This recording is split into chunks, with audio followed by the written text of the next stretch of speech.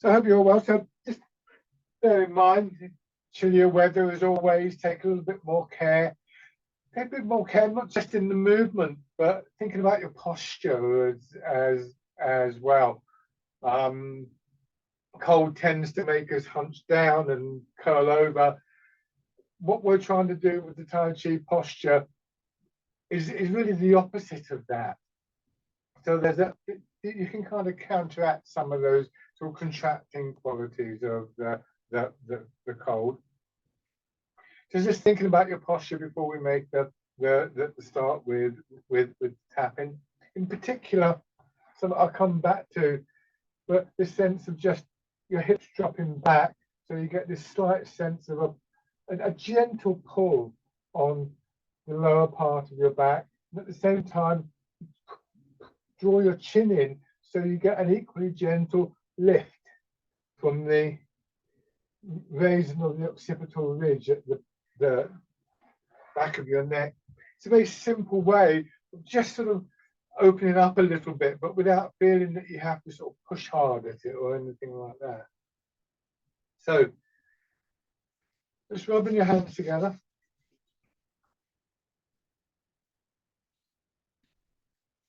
And then tapping over your face.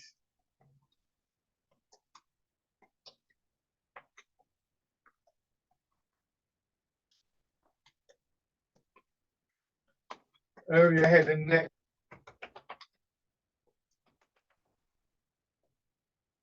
Come to one shoulder and your arm.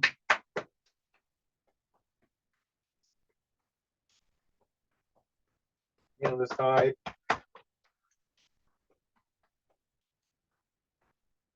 Your chest.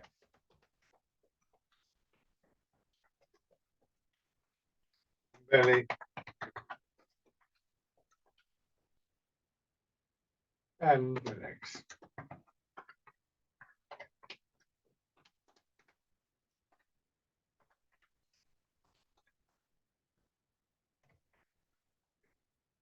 Okay, just sitting back, feet out, so that your weight drops right back in the chair. Then give yourself a few moments to sort of sink into the chair a little bit. And this feeling of sinking into something is one that as always we will want to try and reproduce in the upright postures. Just notice what that requires. And fundamentally, it's this releasing feeling. I've talked about this before, you know, that the fisted hand opening up, fingers just spreading out a bit. That's the kind of thing you want to be looking for, particularly in those areas in contact, direct contact with the chair, but elsewhere as well.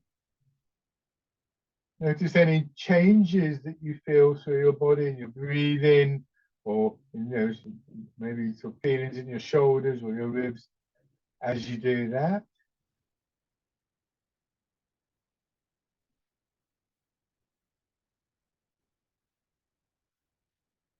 And then just drawing your feet in, coming to the upright position and looking for the same feeling, really lower back, hips, buttocks are the key areas at this point. So you get a sense of sinking down in the chair through your hips, but again, the chin pulling in, just keeping your head up. It's almost like you drop down in your chair, but somebody's very gently taken hold of your head and just let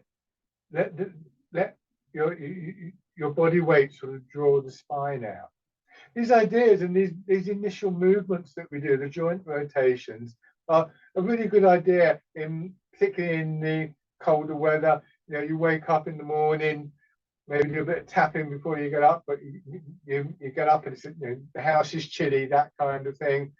It takes a little while for the body to get going, for the oxygen to get to the brain. So they're useful exercises in all sorts of ways to just sort of take you gently into the day.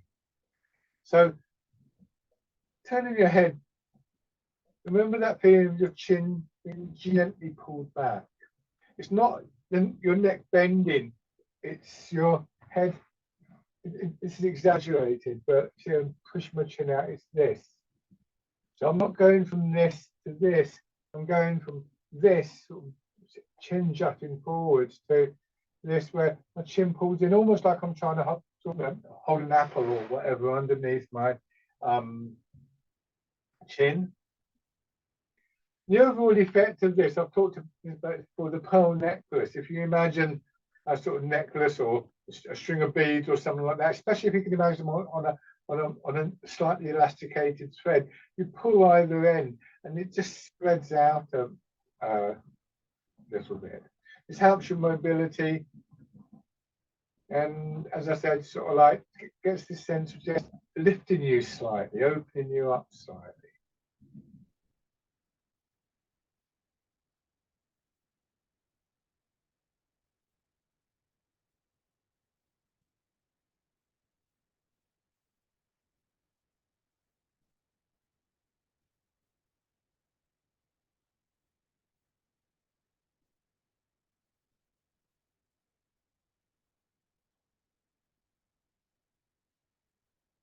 And then your shoulders, always going very carefully.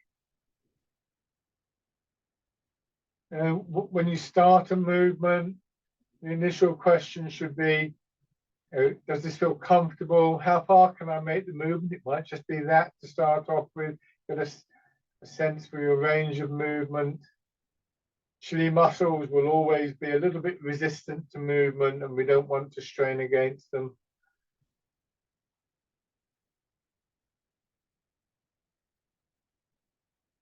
Going forwards.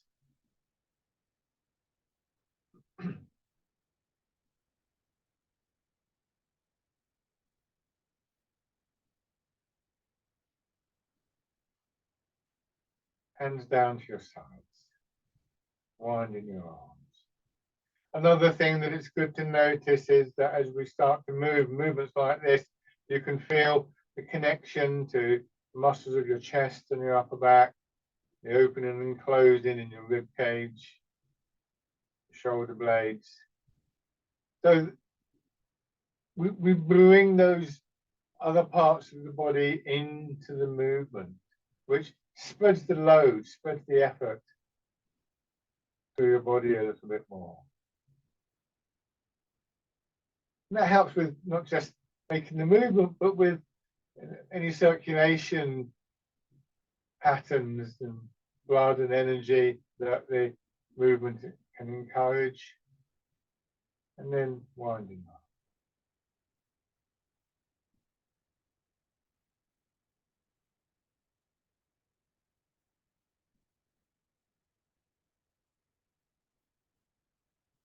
Back the other way.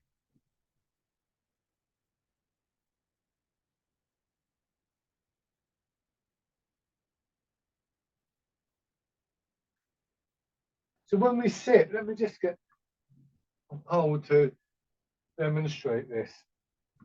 When I'm upright, that pole goes more or less from the crown of my head straight down, and that's my reference point.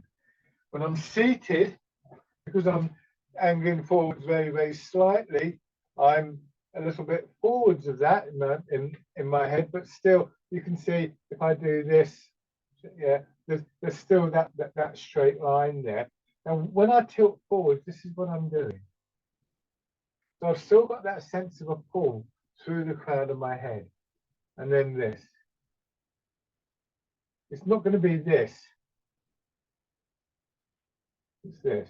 So as I go forward, I've still got that sense of somebody gently pulling on my head. So easing forwards and backwards. So as you go forwards, you may experience a sort of lengthening in your back. One of the old writings in Tai Chi simply says, walk like a cat. You know how cats will sometimes stretch out and lengthen? And imagine the vertebrae separating in your spine a little bit. So it's a nice sort of pulsing, almost massaging movement for your back and for the spine itself. And when you come back, it's that pull from your hips, supplementing the push from your legs.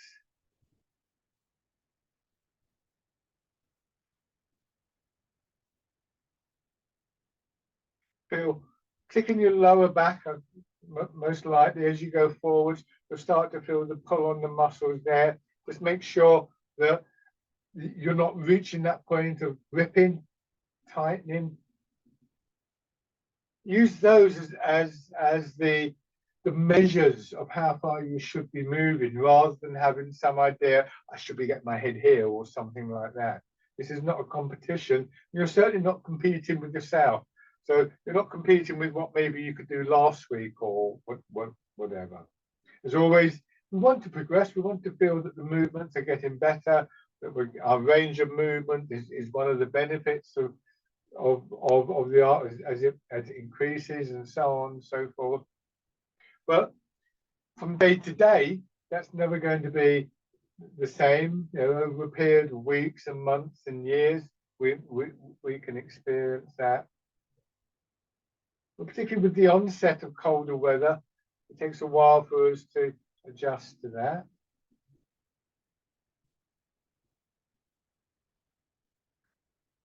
Turning. Same idea with your legs. Remember, your weight is going into your legs.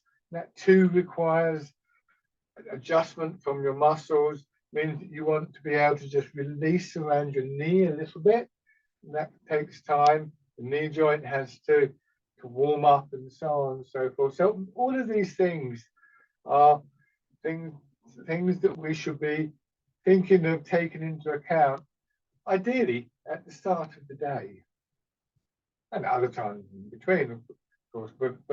But if we can establish these and establish a routine like this to start off with, then we're setting ourselves up for the day. Turn the other way. The other thing is, of course, this. You know, if we think about this lengthening of our spine, I'm going to come back to that a few times, because you know, we can feel, even in the chair, we can feel the dynamic quality that this movement of the weight offers us, and the turning in the center, so swinging around now. It's much harder, I think, both seated and standing, to truly appreciate what's happening in our back and our spine, and how that is also quite a dynamic process. I think if anything, it's more obvious in a chair than it is standing, because there is less movement of the weight, so we have to find that movement elsewhere. Of course, there's always a temptation just to move your arms and to lose the sense of what's happening in the rest of your body. Back in the other direction.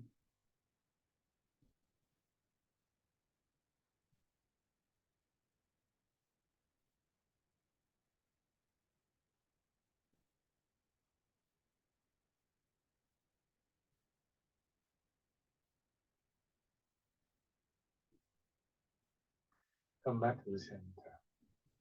Push your heel up, extend your foot out, heel, toe, and then back. Exaggerating that heel toe action a little bit to get your ankle working.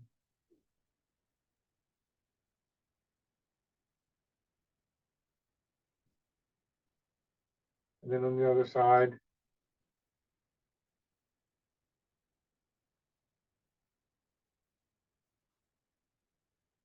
These are also good exercises if you've been out for a walk, and you know, inevitably weather like this, you come back a bit chilled. These are also good to do then. You can take care, and it just sort of restores the movement in your body a little bit. So coming back to standing. So those are constantly there in the background. But again, you know, when we do something like fisherman castanet or any of these movements, before we start, just you know, think about that movement there and how there's this sort of lengthening through your spine as you go forward. That lengthening through your spine extends into, say, this movement. Again, you know, you see a cat when it stretches, sometimes it'll stretch right out, even it seems as though through its toes. these are very gentle processes. So they're really useful. You know, this might not be the time for something more kind of pushy.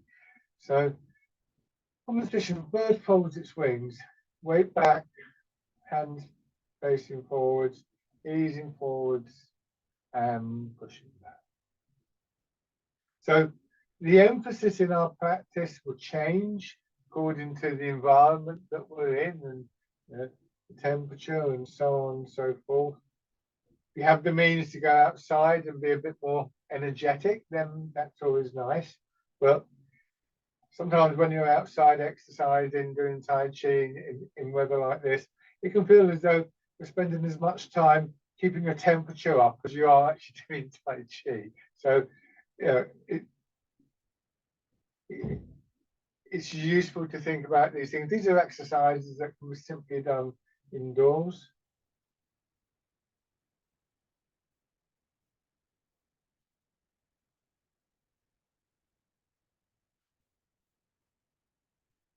And again, at this point, we're using the whole body, that movement of our weight, and all that involves changes in our back and spine. I've been talking about rotation of your arms. So this all becomes a movement, as all the movements, where the effort very much spreads through the whole of our body. And this time, change into fisherman castanet. You might even want to, as you go forward, just separate your fingers slightly. Let them draw in as you go back, maybe separate them as they swing behind. Just to reinforce that expansion through your arms. And imagine the top of your arm getting longer, your forearm getting longer, fingers getting longer.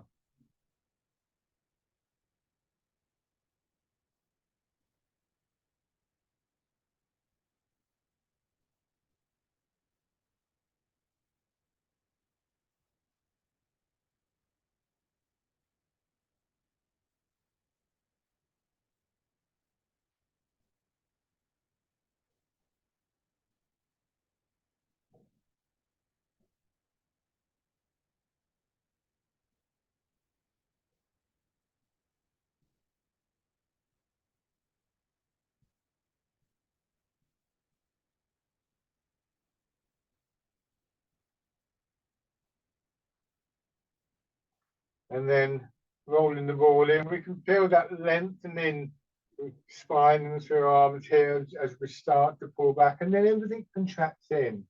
Think of that elastic thread running through your body.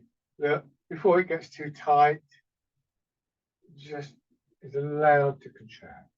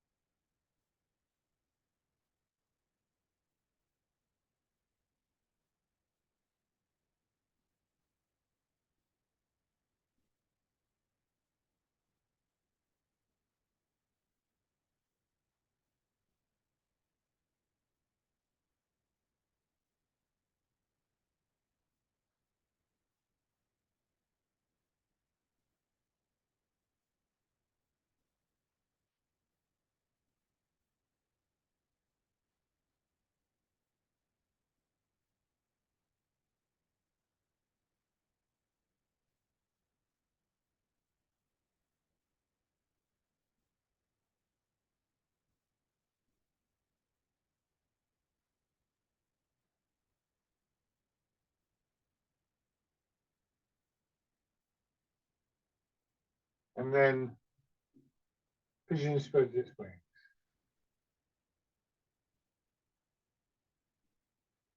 And if you can feel that sense of your spine lengthening through the whole of its length, the same being is actually through any kind of pathway through your body. So here we feel it across the chest and out through the insides of the arms. And these are always good images, good sensations to remember, to feed into the movement through your intent.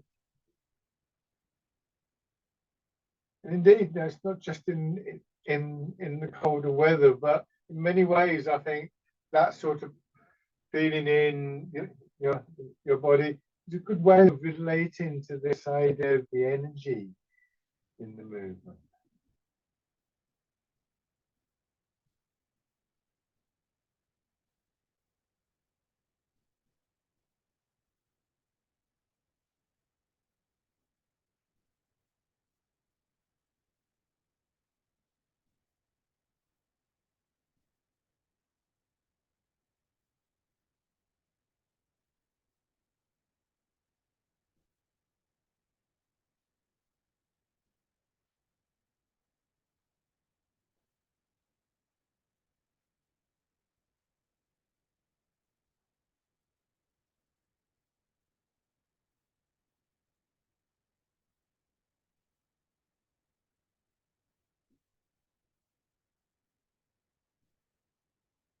And then pushing wave. So the length is through your spine, leading into an extension through your arms. And again, you can just gently spread out your fingers. Imagine you've got little elastic threads between your fingers. And so as you go forward, they just extend out a little bit and then contract in.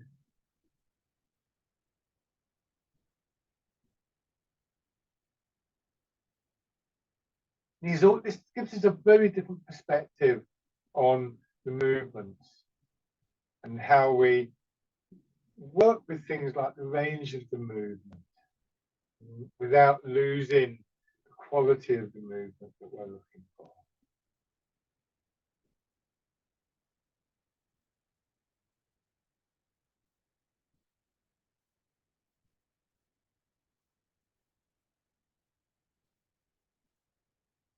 One more time. Punch through both fists. A loose fist, a hollow fist.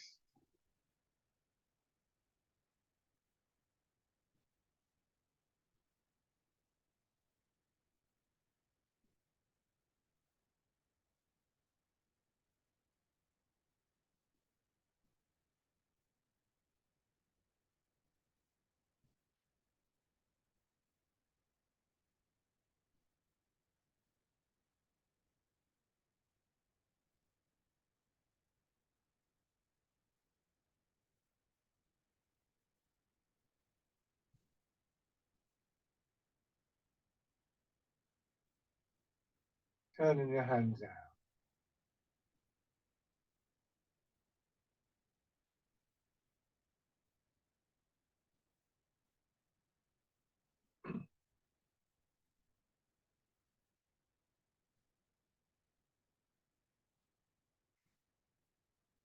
This one, and any of the movements, pigeon spreads its wings, wild goose, that help to just open up the chest a little bit. Again, are good movements for the colder weather. People with COPD of one kind or another can often find themselves in breathing difficulties in the colder weather because of that contraction. So the movements which involve the arms rotating outwards in one way or another, again, just encourage an opening there. We know that the breath isn't just about the chest, of course, but equally clearly, chest and ribs are an important, hugely important part of how we breathe. So now changing to polishing the table. So I turn my hand palm down. I go forward, I let my spine lengthen, followed by my arms as I swing around. And then the spine contracts, my arms contract. I change direction, so easing forward, spine up into my shoulders, down through my arms, and then spine contracting, the arms drawing.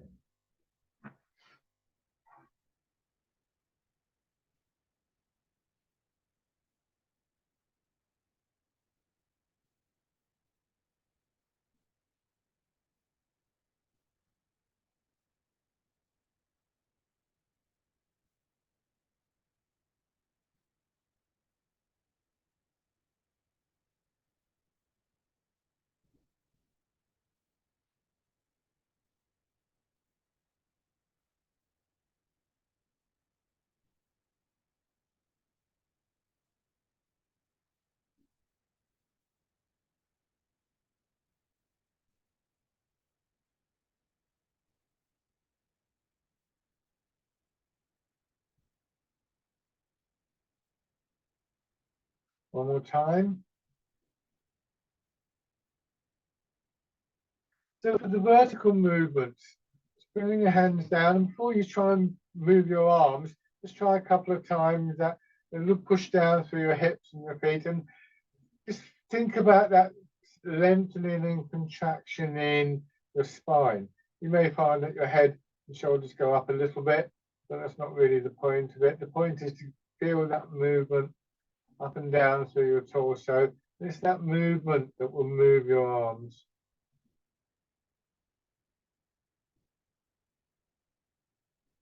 And the spine, of course, is the string of pearls, pearl necklace.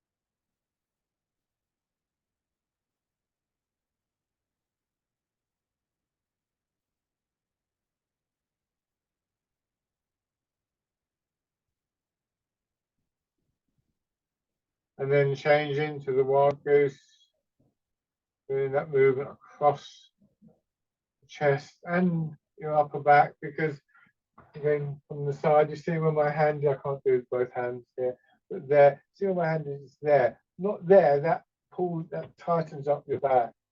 So, roughly speaking, think of your little finger here being kind of in line with your ear rather than your thumb.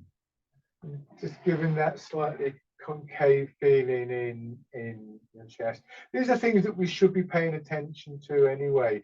They've become a bit more sort of significant perhaps in colder weather. We want to use our body to its maximum advantage. How can we get the most space inside the body for movement?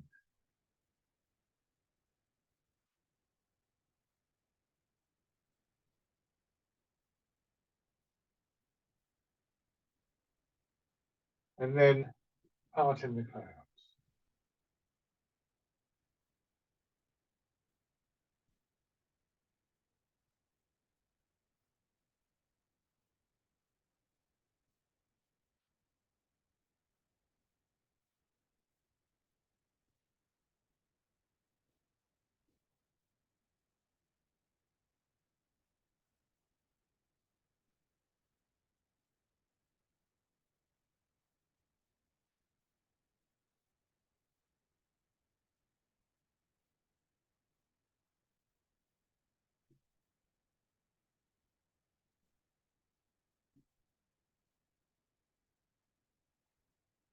Changing now to dragon plucks the stars from the sky. An extension through one side as much as possible from the sole of your foot right up into your fingertips. An image I sometimes use for this exercise, both seated and standing, is that there's a sort of elastic band attached to the floor. And what I'm going to do is I'm going to expand through one side to try and just extend that elastic band. And then when it reaches the top of the movement, it's going to contract. And I just want that to be a controlled contraction. I don't want it just to snap shut.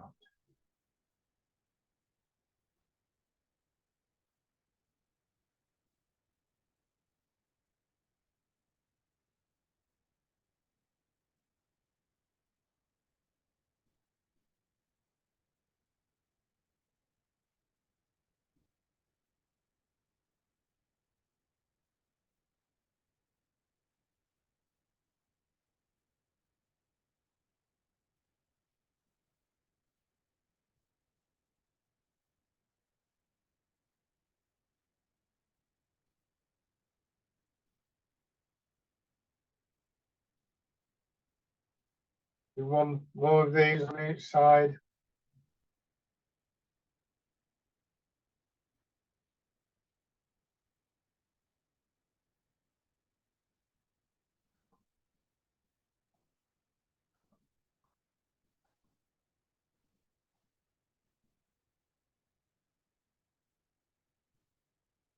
and in. Both hands together. So exactly how that expansion and contraction takes place, exactly what route it takes, would vary with the exercises. But as you get to know them better, and have a sense of that. The exercises themselves, when we do them and we're used to them, begin to point us at those pathways through the body. What you'll find is this set of exercises sort of covers quite a range of movement, connections, directions, changes.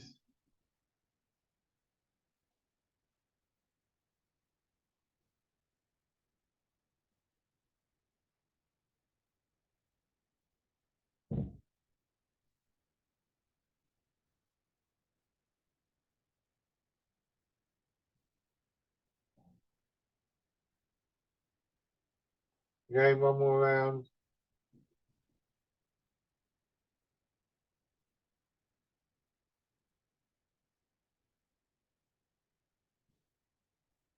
Extend one foot, scooping the scene, looking at the sky.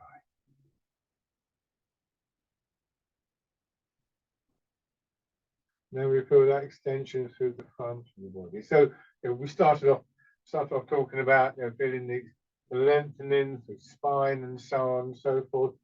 That points us at a feeling that we can experience all through the body. This is a good one for that. Here, back of the leg, the spine itself, right up to the back of your neck, and then coming back from the toes right up to maybe your nose or something like that.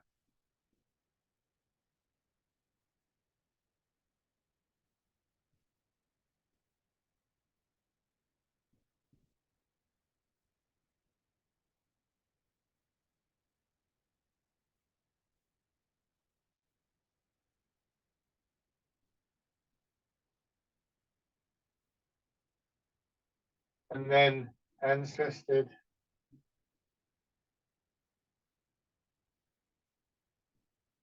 Grasping the tiger's ears. So here we see another aspect to that opening and closing, extension and contraction. Here, as we go forward, we've got that opening in the chest, which then contracts, and that helps to bring your arms around. It's sort of like you might draw a bow to fire an arrow and then release the arrow.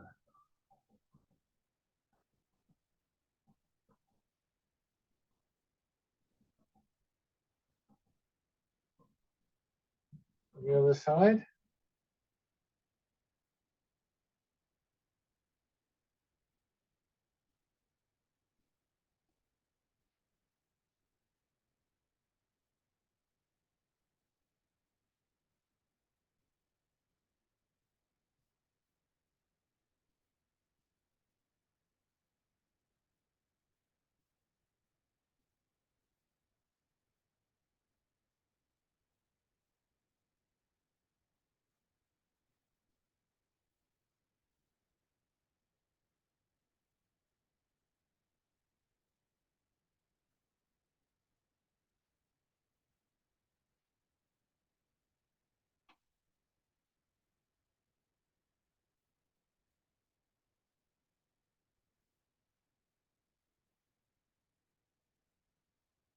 And then changing.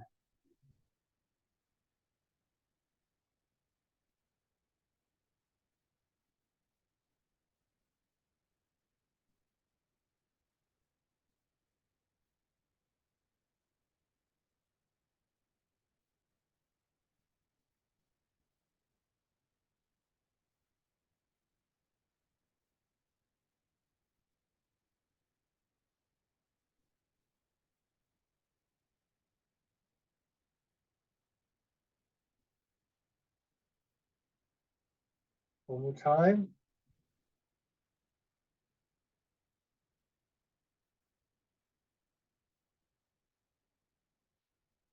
Good. Bring your feet parallel. Okay, rubbing your hands together again.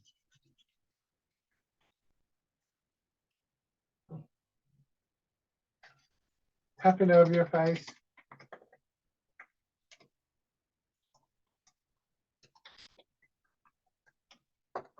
over your head and neck. And to one shoulder, your arm.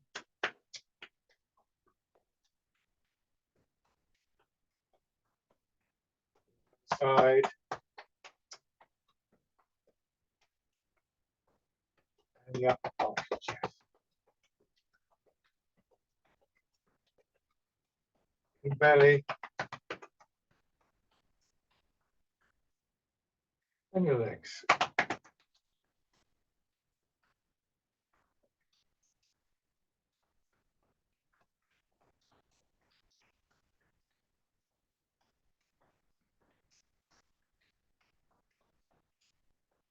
Just pushing your knees up.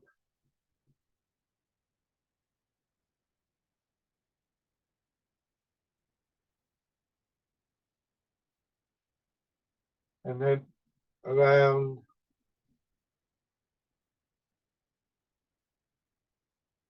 Back the other way.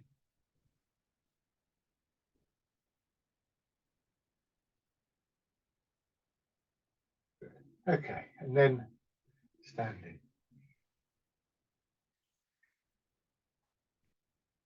I'm going to do a couple of faster exercises that I don't normally do in seated classes, partly, to be honest, because of time. But again, useful to think about these in the colder weather. They're actually very common warm-up exercises in Tai Chi. So feet about hip width apart, weight a little bit forwards, hips dropping back, and just turning in the middle of your body. And just letting your arms swing around, arms feeling quite heavy. I don't know if you can hear, let me come closer. But my arms sort of gently slap around my body. Notice where my rear arm ends up. And just above that point where it tends to strike eventually, there's an acupuncture point called the Gate of Life, Ming Men. It's in the middle of the small of your back, in fact. This exercise is sometimes called knocking at the gate of life, which I think is rather nice. So you're knocking at the gate of life now. It's a really nice exercise, very loose feeling in hips and shoulders. You want to feel as though if somebody came along and gently touched you there, you'll swing around. So it's a good exercise. You get that feeling of moving from your center. And it's just gently aerobic. Your heartbeat will go up just a little. It's not a sort of like a full sweaty workout or anything like that. But again, a good way of just getting that little bit of extra movement in yourself for the colder weather. I actually do this every morning, whatever the season, whatever the weather. It's got a nice sense of rhythm to it as well. You can feel those connections in your body. Now you can just carry on with this. There's a few variations. One that's rather nice. You can see I'm just bouncing up and down, shaking my body. But be careful of your hips and your knees. But some people find this quite a good way of sort of shaking their center of gravity down. But really feeling that shaking going up into your ribs and your shoulders. Good way again, releasing what we call stagnation. As your arms swing around, the top of your arm just hit the side of your body. And at that point, see if you can just let your arms swing up and down. Again, first thing in the morning, these are good exercises to do. Very simple. They actually illustrate a lot of Tai Chi principles.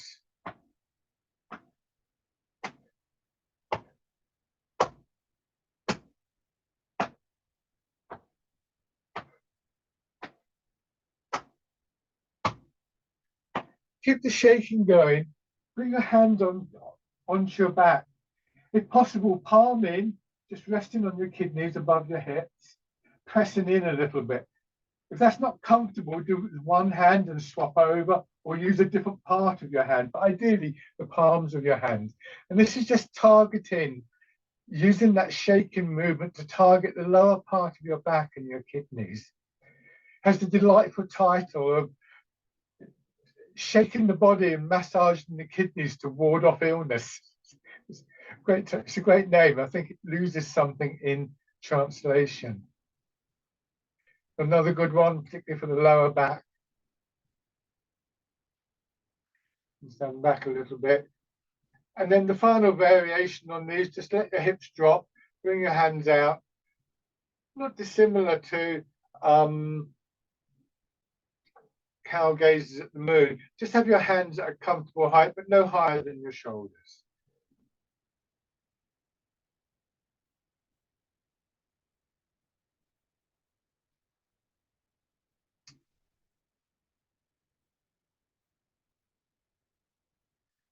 Okay, and then just shake out a little bit.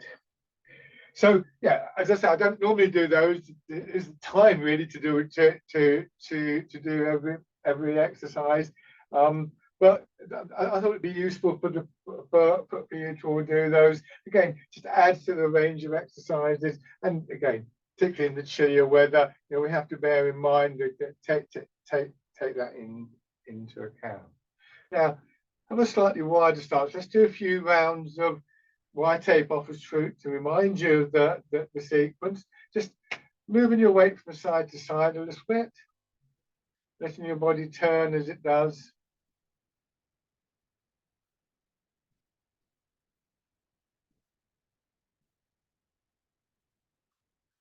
Go into your right leg, hold the ball with your right hand on top, your left hand underneath.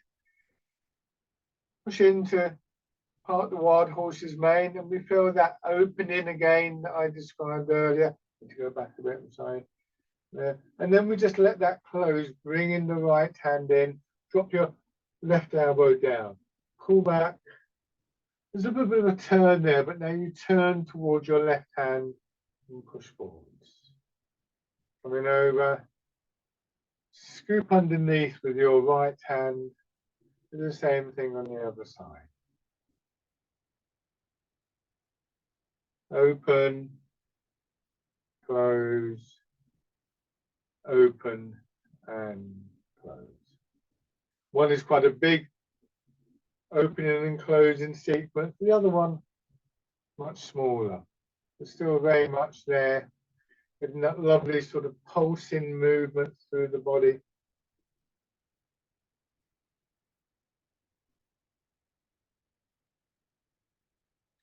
It encourages the circulation, blood, energy, all the body fluids like the lymph fluid and so on. So all those things that will just slow down in the colder weather. And we don't want to force them. This isn't about straining against, pretending it's not cold or anything like that. We move with the tides, we move with the environment around us in Tai Chi.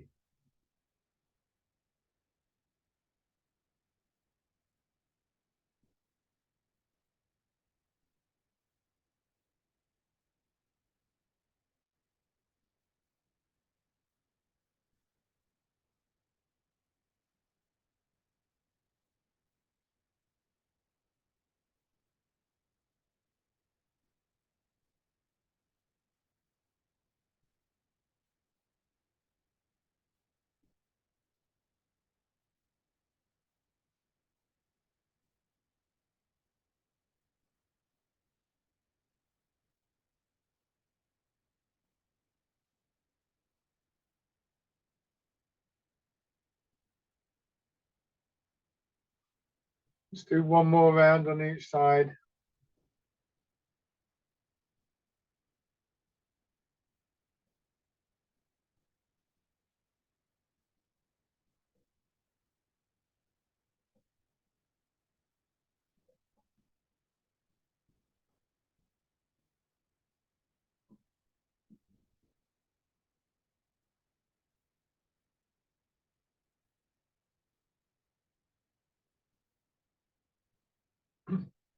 Okay, shake out. Now, all forwards. Transferring your weight. So we don't always have time first thing in the morning. If if you're doing something that day, you don't necessarily have an hour to set aside. But remember, all of these exercises and those faster exercises that I showed you, they're tools. So you might go into your kitchen, and if you're going to cut a loaf of bread, you'll use a bread knife. If you're going to, I don't know, fry an egg, you'll use a frying pan. And they're there for you. Once you get used to them, once you practice them, you'll know which is appropriate at any particular time.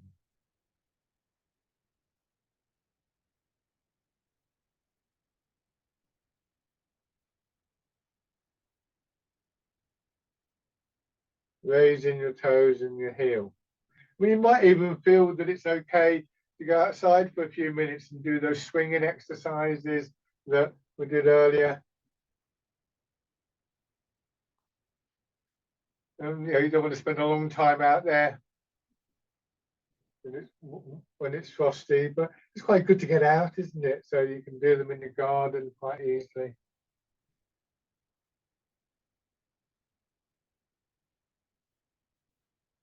And then just stepping in.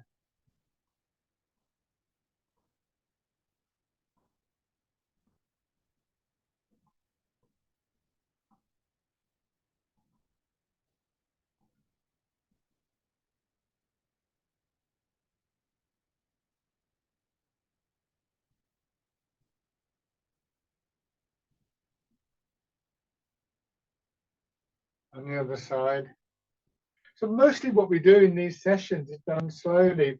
You have to remember that Tai Chi started life as a martial art, and not everything in Tai Chi is done slowly. I suppose the majority of it is, you could say, but the faster movements are there as part of the system. Those swinging exercises are traditionally in their own right. There's lots of variants on them. We'll do another one in just a moment when we've done the weight transfer. And just raising your toes and your heel.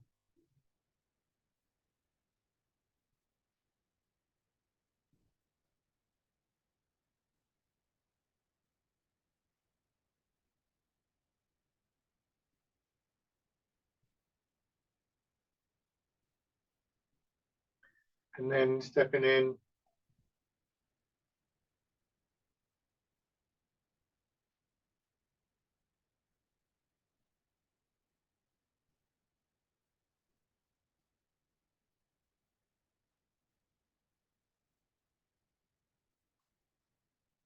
Next time, just take a few steps through.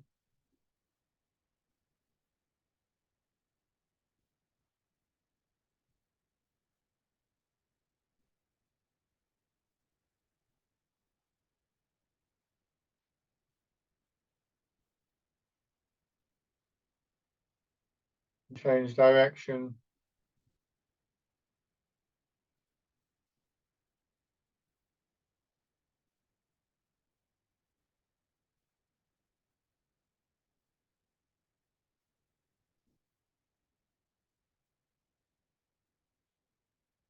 And shake out. So another faster variation.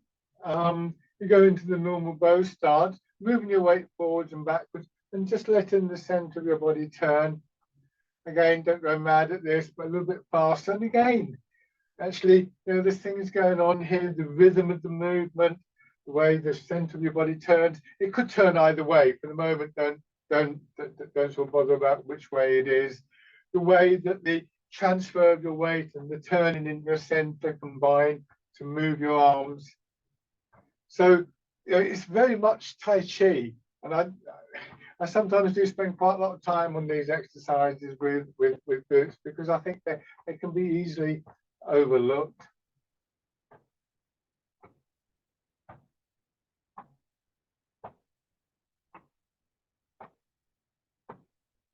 And try that on the other side.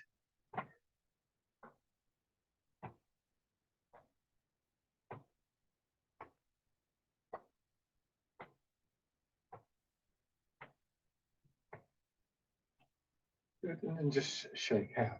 I remember attending one So teacher training session with one of my teachers. We're quite a small group, about 8 of us. We're all experienced teachers. It was a CPD thing, as they call it these days.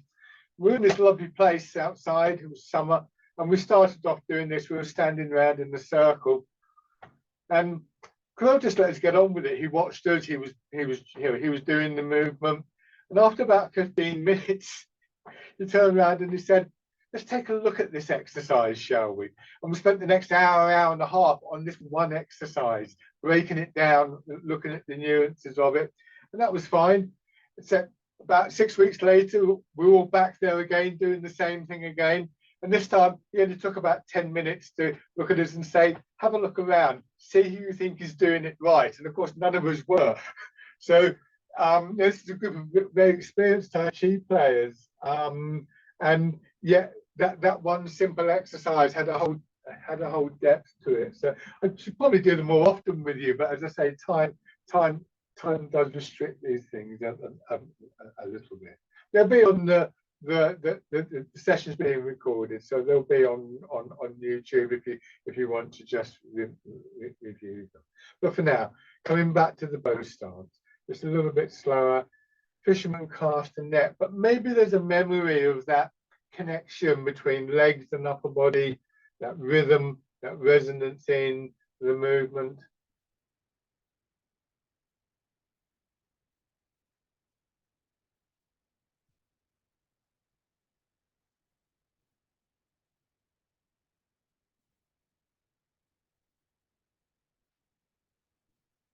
Especially now when you're turning, going into the figure of 8, the infinity movement.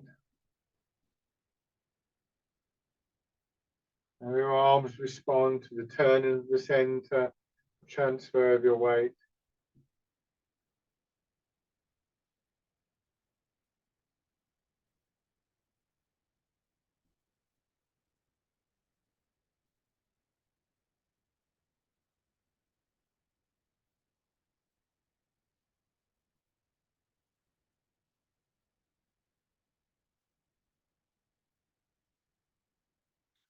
Change sides.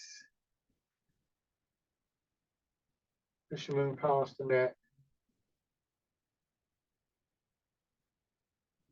You may even find sometimes that if you generally go quite slowly in these exercises, you can sort of split the difference between this and the faster exercises. Go a little bit faster for that flow, for that rhythm in the movement. Nothing that says you have to do them the same each time you do them. Again, you pick the movements and do them in a way that is appropriate for you at the time. And then turn in.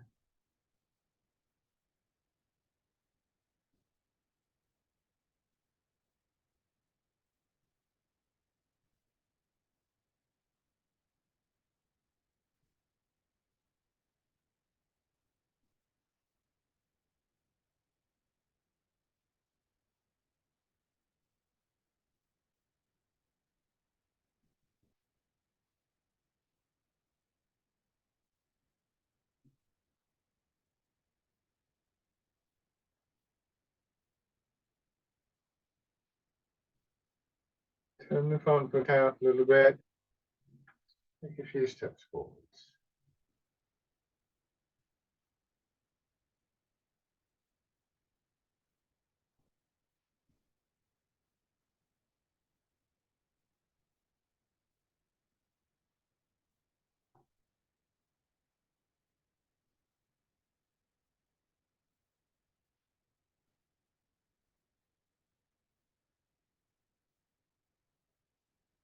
And then going back.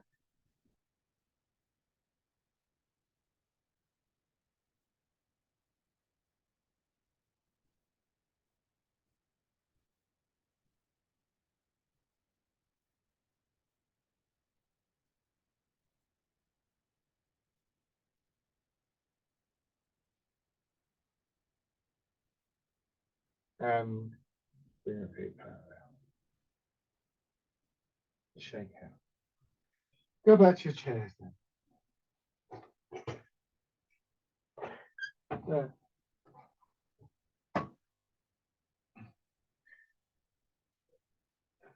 As always, just give yourself a few moments to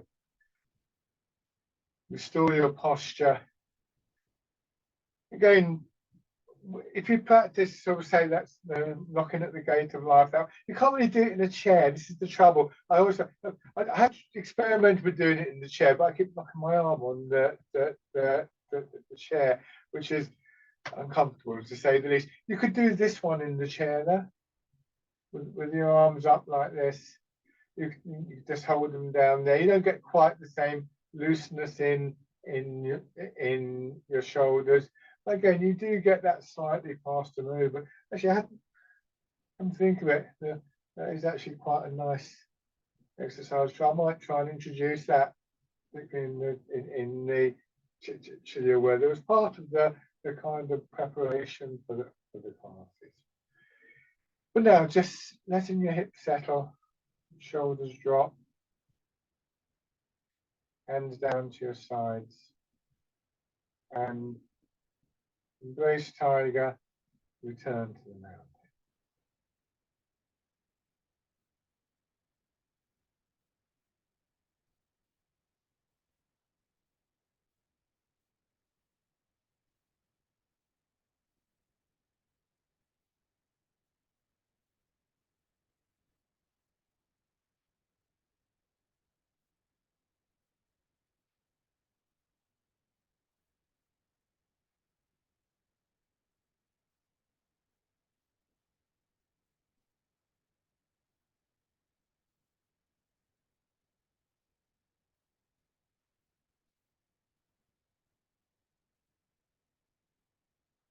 One more time.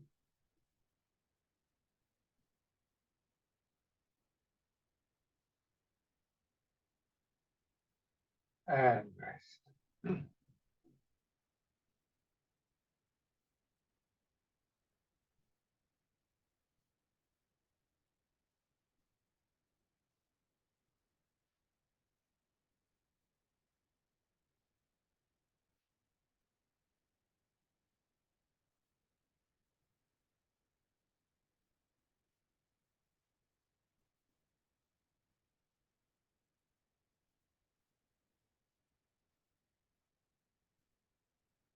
Lovely, and then just open your eyes. Thank you very much, everybody. So a little bit different, some of the exercises, but unfortunately